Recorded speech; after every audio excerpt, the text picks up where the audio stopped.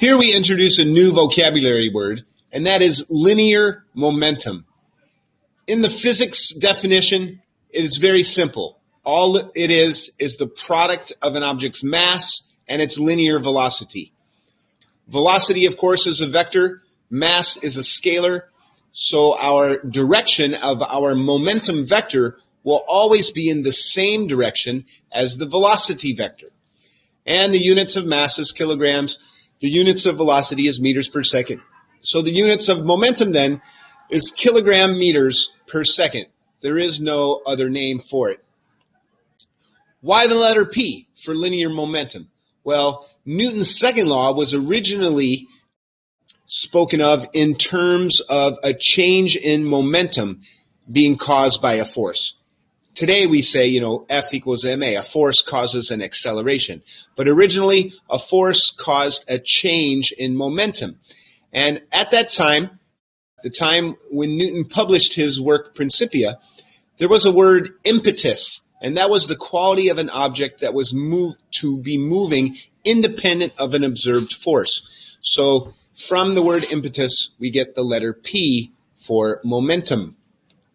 Which has more momentum? A 40,000 kilogram truck moving at 2.2 miles per hour, or a 2,000 kilogram SUV moving at 45 miles per hour? The answer is they have the same momentum.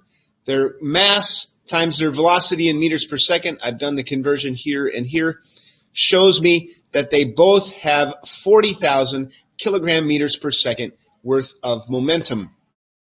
So heavy things and light things can have the same momentum because velocity is also a factor. A very massive ship sitting at rest at the dock has no momentum. On the other hand, a small object moving with a very high velocity has a large momentum. An example of this is hailstones falling from very high clouds. By the time they reach Earth, they can have enough momentum to hurt you or cause serious damage to cars and buildings, as we see here.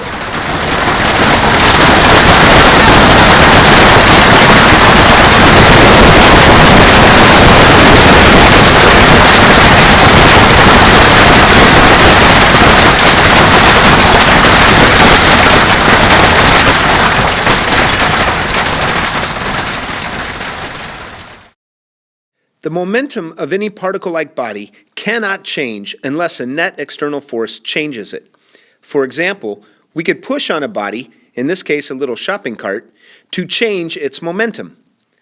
More dramatically, we could arrange for the body to collide with a baseball bat.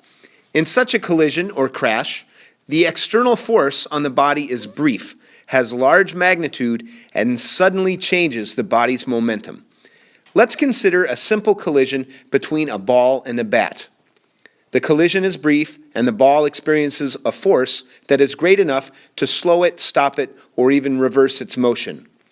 The ball experiences a force as a function of time that varies during the collision and changes the linear momentum of the ball. Let's look at this in closer detail.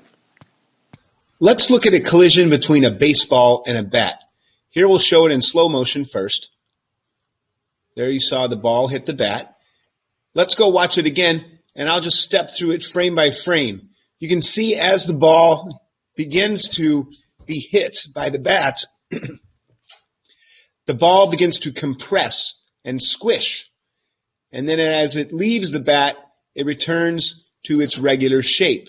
So the force acting on the ball throughout that time is not a constant force. It is changing. And in fact, let's look at it with the graph of force and time set next to it. So up here, we'll watch the video of the ball hitting the bat. Here will be the force on the ball from the bat as time goes on.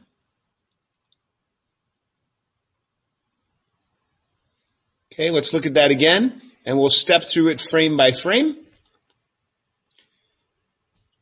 Here we go. So before the ball hits the bat, of course, the force acting on the ball is 0. And as the ball first makes contact with the bat, that's when we see the force on the ball is beginning to increase.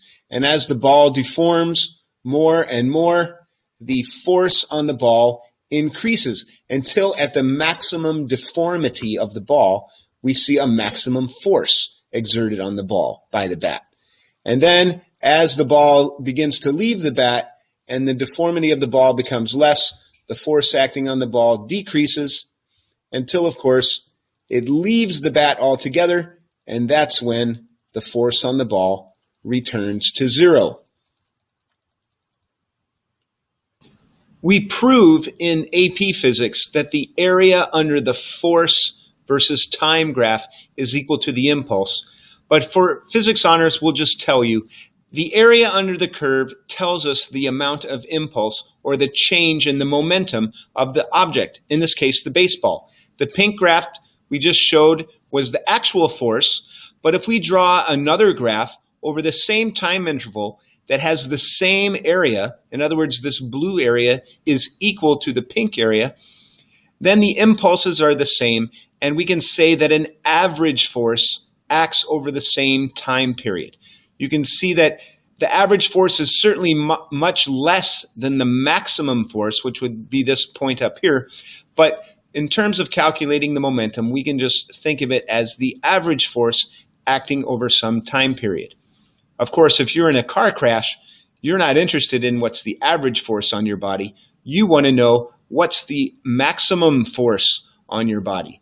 They are different magnitudes of force, but for ease of calculation, many times we will just use the average force times the time, especially since it's so difficult to measure all these different forces over this time interval.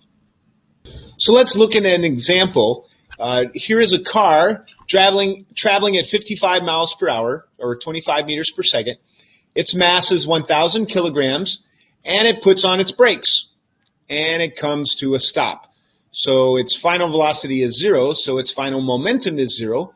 So its change in momentum, or its impulse, is the final momentum minus the initial momentum, a change of negative 25,000 kilogram meters per second.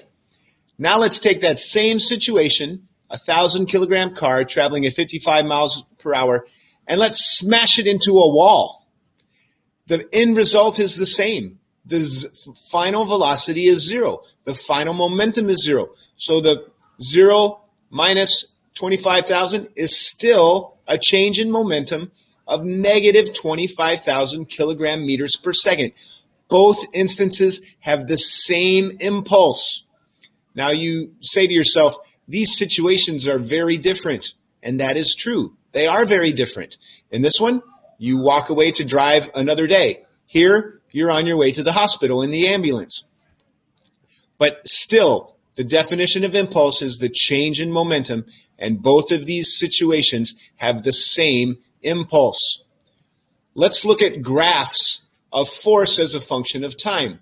Here you see the force is not very large, but it's over a long period of time, and the area under the curve is equal to the impulse. When you smash into the wall, the duration of the collision is very short now, but the maximum force is very large. But the areas under the curves are the same. The impulses are the same. Here, you live to walk again. Here, you possibly are severely injured. They have the same impulse, but what is different is the maximum force and the time of the collision. Newton's second law was originally written as Newton thinking about a force changing a momentum. And down here in the yellow box, this is what Newton originally said, that a force causes a change in momentum over some time period. So let's work backwards from what we're used to seeing. Today, Newton's second law, F equals ma. So if we replace acceleration with delta v over delta t, and we know that delta v is v final minus v initial. So if I multiply the m through the parentheses, I see mv final, that's my final momentum, and mv initial, that's my initial momentum. So I come up with the original form of Newton's law, that force is equal to change in momentum over change in time. So let's cross multiply delta t to the other side, and let's rewrite change in momentum as final momentum minus initial momentum. The mass is not changing, so we can factor that out, and we can just call this mass times change in velocity. So we see here that a change in momentum, if we assume the change in the momentum for any situation is a given, this right side of the equation will stay constant. But what can be different in different situations is the amount of force and the time interval over which that force acts. So we can have a very short time with a large force can produce the same result as a much smaller force over a longer period of time. This is quite evident with the use of airbags. If you think about a stuntman jumping off a building, if he lands in an airbag, the time over which he slows down is much larger than if he were to just land on the pavement. And so the force is much less, and he survives the fall. If he lands on the pavement, delta t is very small, F is very big, and that large force would injure or kill the stuntman. What's the matter, John? I love it. I don't know, Bill. Are you into going higher? Yeah, we're gonna go higher after. This is just a warm up. Pistol rolling, got the on the back, pistol rolling, got the on the back, got the on the back. No, boy, I got some of the pistol rolling. Pistol. 40. What's doing next? So we're gonna go double front, half turn, another half turn, another double front. He's going crazy. This guy is going crazy.